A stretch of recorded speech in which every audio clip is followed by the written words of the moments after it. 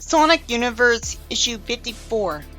It starts with Blaze and Marine running towards a portal, with echidna statues near them, and it looks like they're in a castle.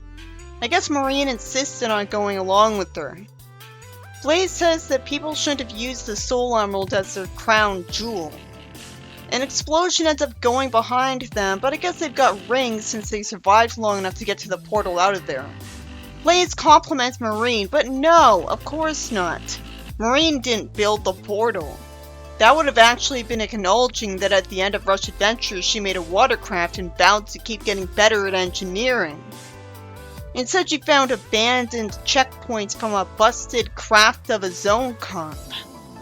You know you don't have to be exactly like the games with Archie, right? But it does take skill of her to fix them up. So it does acknowledge that she's learning engineering. And since she's only just started learning in Rush Adventure, it's realistic that she wouldn't have advanced to God mode this fast. What a relief. With the way she talked and looked nervous, I found it familiar and was thinking she'd say someone else was completely responsible for this portal being something she can use. Eventually Blaze reassures her that she's still proud of her, saying what I did to make sure people aren't too disappointed. What would be the point of making her just like Tails that way when she's not popular, when she could have a unique role as an amateur inventor? The next day, Marine says a new signal came in and they found a Soul Emerald. A new signal. But she's just been established as an amateur, so she couldn't have made this tech. Since when can any Zone Cop tech detect the Soul Emeralds from another universe? I guess the Zone Cops did want to help Blaze. Or it's a Chaos Emerald detector that can detect Soul Emeralds too, because let's face it, what's the difference besides shape? There's no proof that the absence of the Chaos Emeralds won't eventually destroy Mobius. Fortunately, Blaze points out that they should have picked up a reading earlier, and so this is happening because someone's misusing the Emerald. It's cynical of her to assume it's misuse, but this girl is insanely cynical on Treasure Team Tango. They go through the portal, and for no reason, while she can sense the Soul Emerald, it seems distorted just because of the world she's in. That's dumb. Pretty soon, King Charming must have seen them going out of the portal, because he immediately thinks they're trespassers and wonders if they stand with the resistance. So something interesting is going on in the reverse universe. Good. Why in the world is the king and his vanguard just standing outside in a big field, instead of inside of a building? Even if he were out for a walk because this king cares about physical fitness, it makes it confusing that there's no roads anywhere so far. You don't go jogging in some huge field. I hope it explains why the hell Charmy even knows these guys. Since on Mobius, Charmy only met Vector from running away from home because he wasn't power hungry enough to want to be a king someday. And Vector only met Charmy because he's an orphan, so he eventually ran away to Angel Island, where Charmy happened to go because another runaway friend was also heading there. Vector's from down under. His parents here could have been immigrants because they hated their old country and thought Golden Hive was the lesser evil. And if the comic insists on keeping canon that Espio met Knuckles because he was sent to spy on him, then the same would be the case in the reverse universe because the Brotherhood there would be evil, and the Ninja Clan would still be scared of them inconveniencing them. So he should be spying on other Knuckles. I guess he's serving Charmy as an old alliance between the Chameleon Clan and Charmy's kingdom. And another thing that's creative. I'd never considered that its version of Vector would be a coward. The alternate versions of all of the other characters still share their core personality traits like coolness, only being different with morality. But it's easy to explain as a different upbringing. Vector's from an orphanage that he hated so much he left and joined a gang, so Vector is the evil Vector. Maybe he's still evil too, but cowardly, and so the thing about a Vector is that they're neutral, so they both have 50% potential to be either. I thought he was saying an evil Blaze lived here because I was so used to seeing new ideas. Instead he wants to kill her simply for lying about being a princess. Why a royal figure in absolute monarchy would turn out evil doesn't need an explanation. It's easy to assume he had abusive parents. And we probably were supposed to assume that with every evil twin because their parents would be morally switched too, so they'd be abusive. While not every victim of abusive parents turns out evil, being evil means you're more likely to drink or do drugs while pregnant, so of course they turn out with anger issues because that can be a result of fetal alcohol syndrome. Out of nowhere, Scottish Knuckles, who finally looks more different than Knuckles, comes here when he wasn't there before for no apparent reason as a deus ex machina to lecture Vector that he told them never to take up arms against those not looking to fight. So why is someone who belongs in Atlantanopolis working for an evil King Charmy, and why is he in a real position of power over Charmy to the point where Charmy won't tell him off with her head for this? Maybe evil Charmy really did run away from home, but because he didn't think being a king would be a fun job. But then Scottish Knuckles brought him back. Okay, but I can't understand why Knuckles has power over a king from another nation. I can believe that Atlantanopolis made an alliance with Golden Hive out of desperation after being ransacked for its emeralds by Scourge. But then Golden Hive would be the one with all the power in that situation. I would just naturally assume that Golden Hive was still around, in the world that's supposed to contrast Mobius after all. There's some expected talking after this.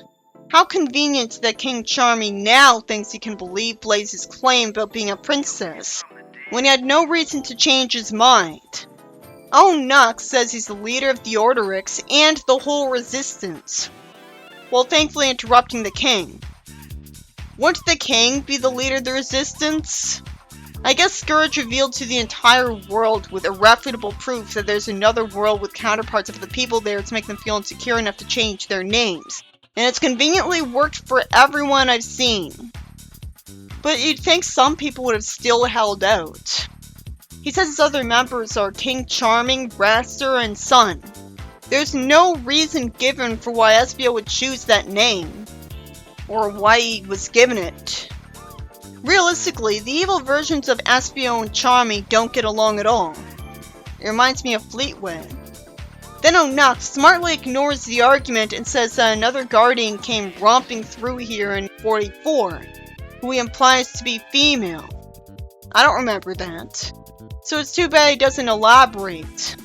He says it could be dangerous to spend too long out here, so they can explain things in the city. If it was dangerous to be here, then why were the Orderix here? It's creative again because he says they're not the villains of this world, which is only justified by the Chaotix being a neutral team at best and heroes, and just a group of friends that happen to fight in self-defense because they're friends with Knuckles and Archie. And since Vector happily saved Eggman from where he was imprisoned, Neutral's being nice to him. I think Charming is evil and he's just on his team out of desperate circumstance. The Resistance is trying to protect their world from them, but he won't just stick to saying them.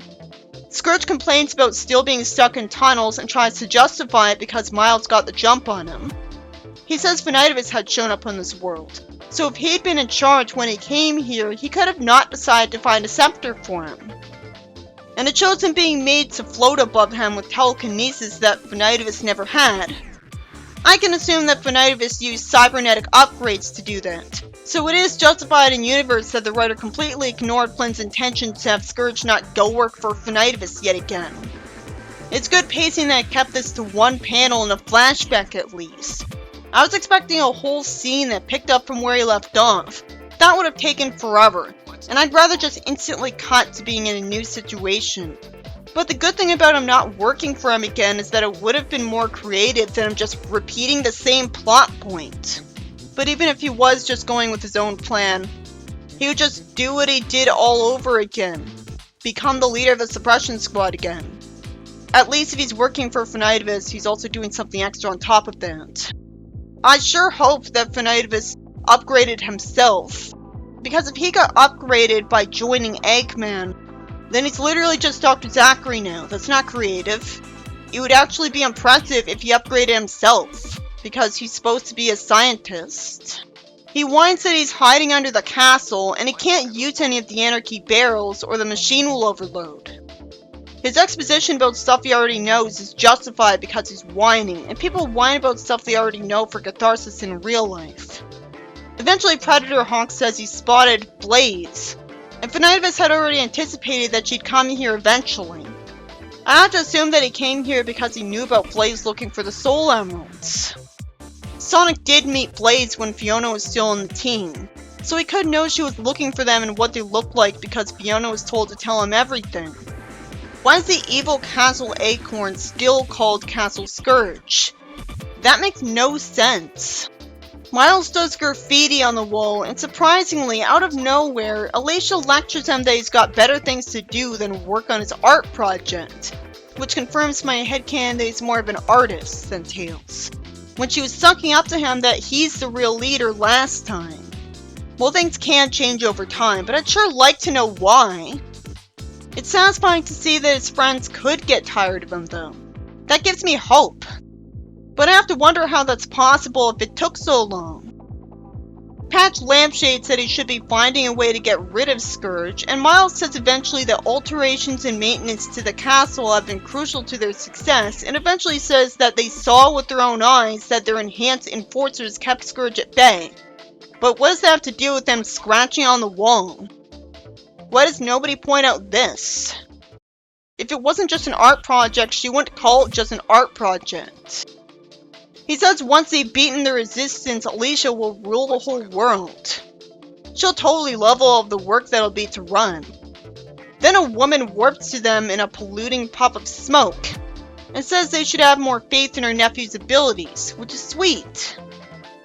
It's cool that they went with Miles being a wizard to contrast, but I would expect his Uncle Merlin to be here if you're gonna do that. I guess they thought most people wanted that, but also they'd be seen as lame for being predictable if they did it exactly like everyone expected.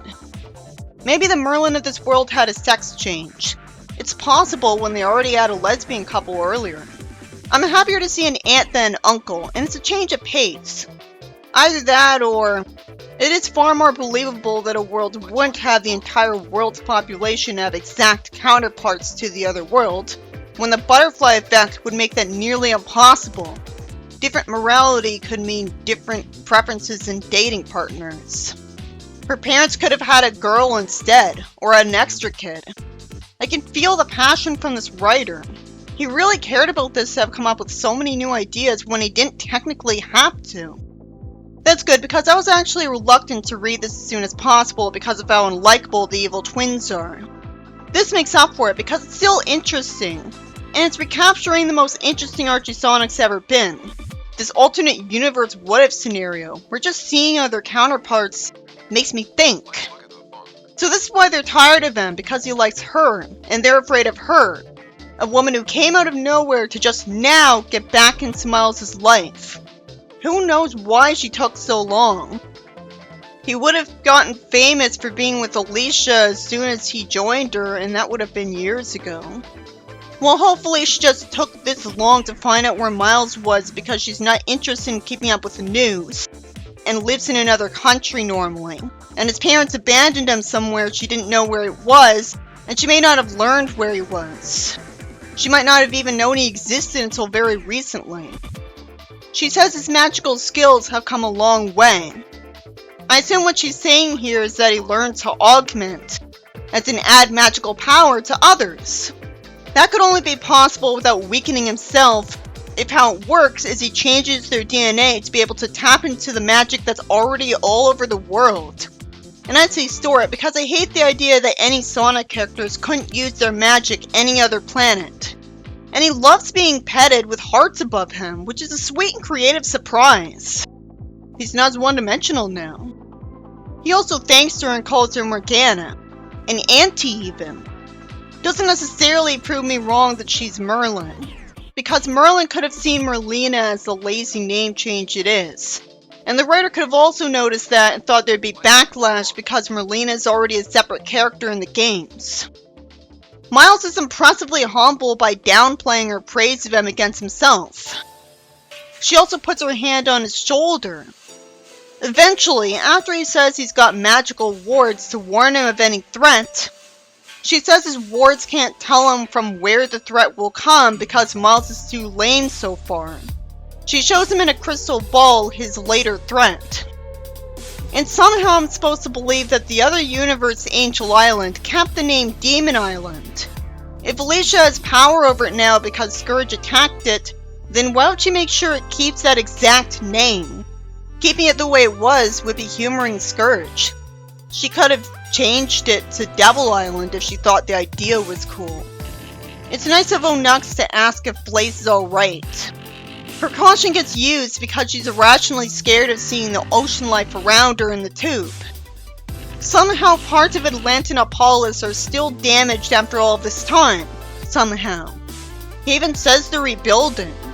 So why isn't it rebuilt by now? He says the last member of the Order X is supervising the work. And for no reason at first they keep Nails in silhouette when she wouldn't be. While it isn't creative to call the other Rouge by her prototype name, I like the reference, and I bet most people do, so it was the better idea. I'm sure people would have complained about them not using the name. Well then they better call the other Shadow Terios. She says her security systems never fail. Hopefully this means she's got unexpected deaths because she invented them. She says she doesn't have time for this now because the city needs her, even though she was just looking for him. And it's supposed to be from a crush on her. Either that or she wants a jewel on Blaze's forehead. But Rouge is evil in Archie, so Nails wouldn't be.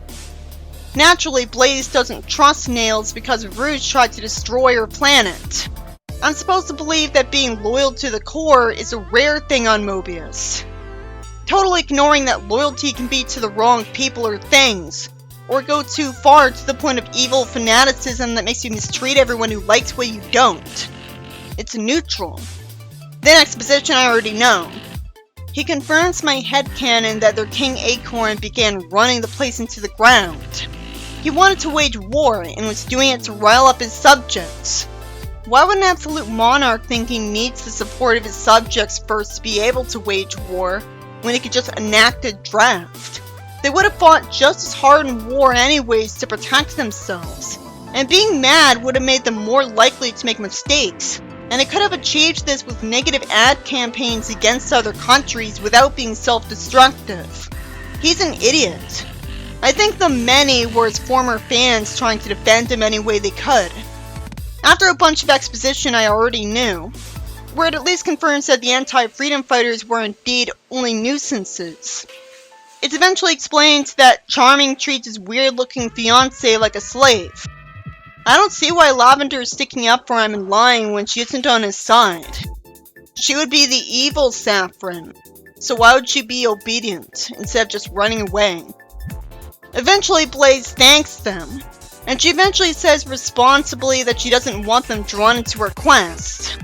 Onux says that if she throws his suppression squad out of the castle, they'll help her get the emerald. Blaze says no for no reason, and somehow has to be told the obvious reason that she'll end up doing what they want anyways.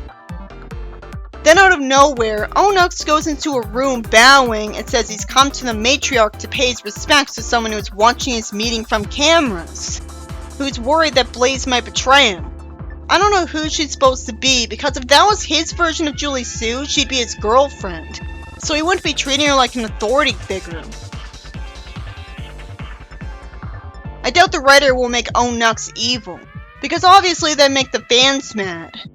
The whole appeal of Onux is the subversiveness of him being a good person despite being from the evil world, which reflects how Knuckles is a neutral character who just hangs out with heroes in the games. Making him evil would make no sense since he's still a pacifist, but it does make sense that he joined the Dark Legion since it contrasts Knuckles, and that the Dark Legion would be good in this world to contrast the evil one.